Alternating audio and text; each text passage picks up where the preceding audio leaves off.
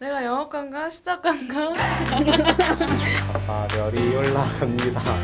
반짝. 이번하면 5학년이 된다. 안녕하세요. 유아교육과를 복수 전공하고 있는 기독교 교육과 19학번 김윤겸입니다.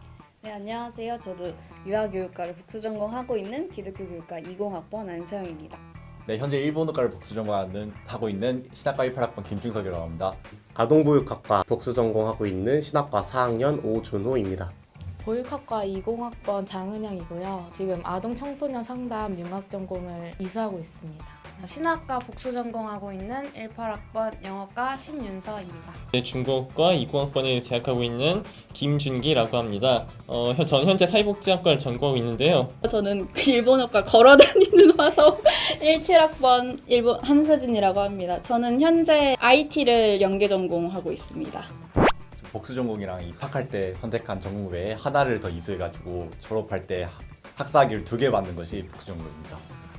융합 전공에 대해 잘 모르는데 융합 전공을 들으면은 관련 학위를 딸 수 있다고 들어서 저는 아동 청소년 상담 학위 한 줄이라도 적히려고 이제 이수하게 되었습니다. 2개의 전공을 가져서 합쳐서 만든 거를 이제 연계 전공이라 하는데, 저는 이제 글로벌 IT 연계 전공을 하고 있는데, IT 전공이랑 글로벌에 해당되는 뭐 일본어과, 중국어, 영어를 중에 하나를 선택해서 연계를 해서 하는 걸 이제 연계 전공이라고 하고 있어요.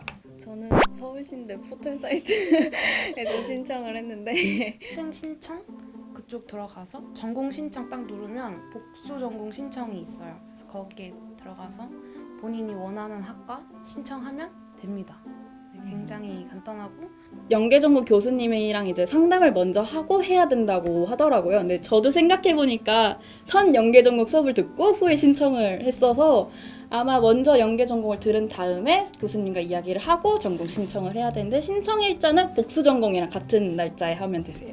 학점은 2.5가 넘어야 할 수 있는데 웬만하면 가능할 것 같고요. 교회음악과 실용음악과 같은 과들은 제가 알기로는 실기도 이제 심사를 본다라고. 네, 뽑혔더라고요.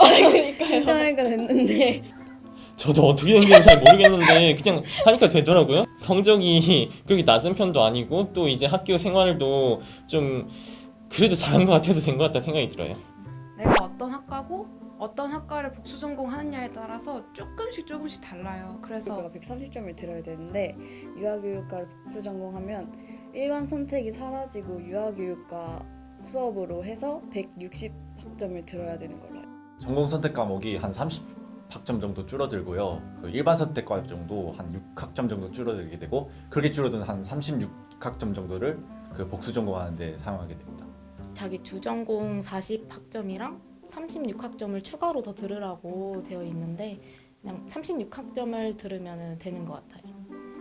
이제 주전공 40점을 들어야 되고, 그리고 이제 글로벌 IT 같은 경우는 IT 18학점, 그리고 글로벌에 해당되는 수업 18학점을 들어야 돼요. 그래서 그걸 듣고 난 다음에 그 총 36학점 그거는 일반 선택이랑 같이 되기 때문에 따로 일선을 더 들을 필요는 없어요.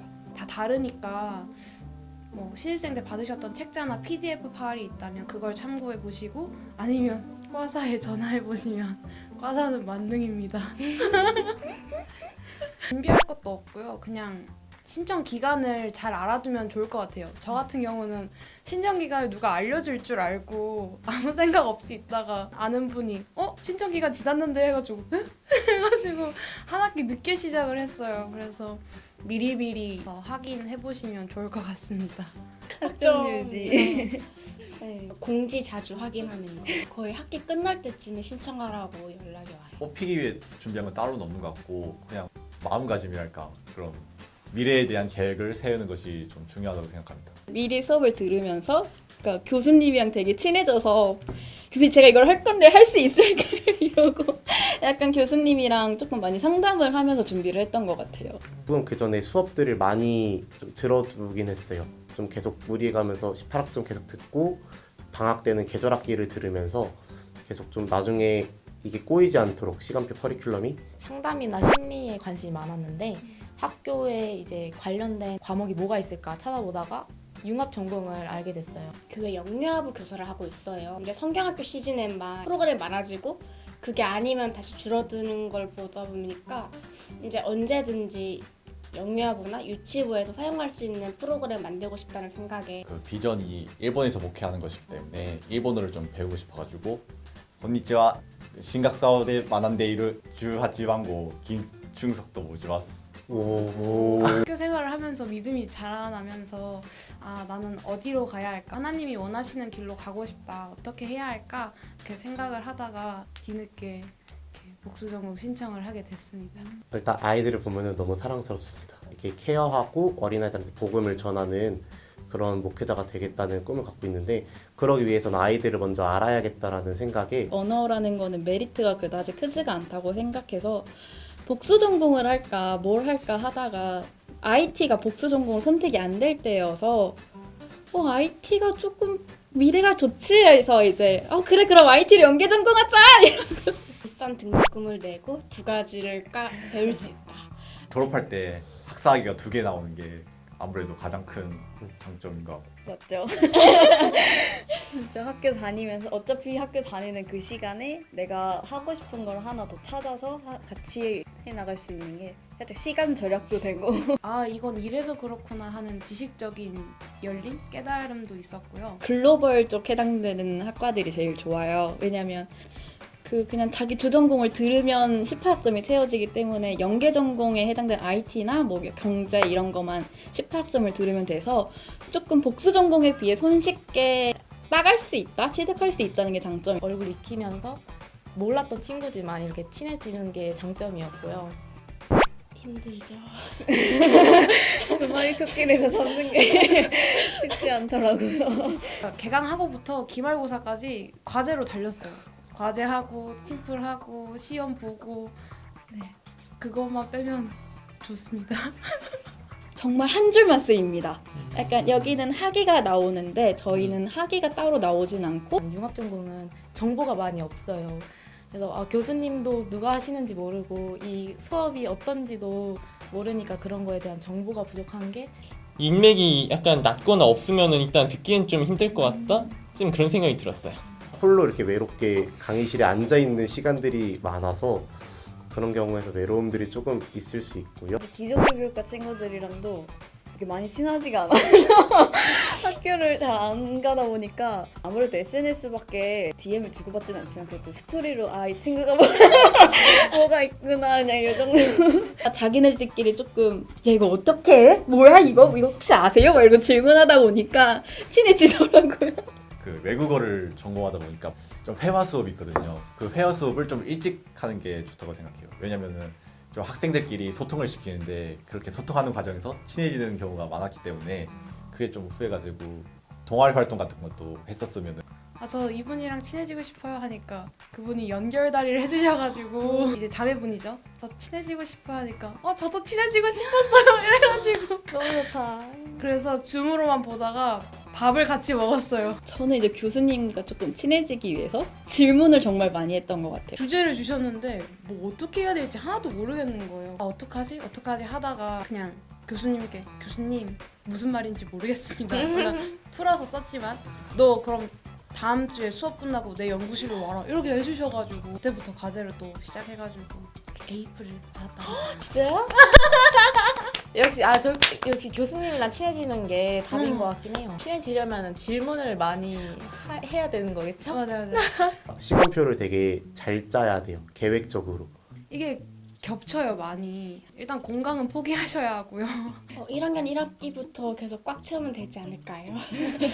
제 친구 그래서 계속 땡겨 듣고 있는 21학점씩 꽉꽉 채우는 거 말고는 없어서 제가 실제로 5학년 할 뻔했던 경험이 있어가지고 시간이 겹쳐버려가지고 저 한 가지를 포기하면은 또 졸업도 못하게 되고 그런 상황이 벌어졌는데 다행히 뭐 2학기 때 디렉티브 스터디라는 제도가 있어가지고 5학년을 면하게 되는데 좀 시간표를 미리미리 짜놓는 게 중요하다. 모든 학과에 다 있고요. 그 대신 조금 비쌉니다. 네. 한 학기에 60만 원 정도 하는데 뭐 5학년 하는 것보다 나으니까. 네. 그리고 이건 필수 과목만 개설이 되니까 그거 참고하시기 바랍니다. 히브리어, 헬라어 이런 수업은 사실 복수 전공하면서 듣기에는 정말 까다롭기 때문에 헬라어를 저 다 계절학기로 아, 했습니다.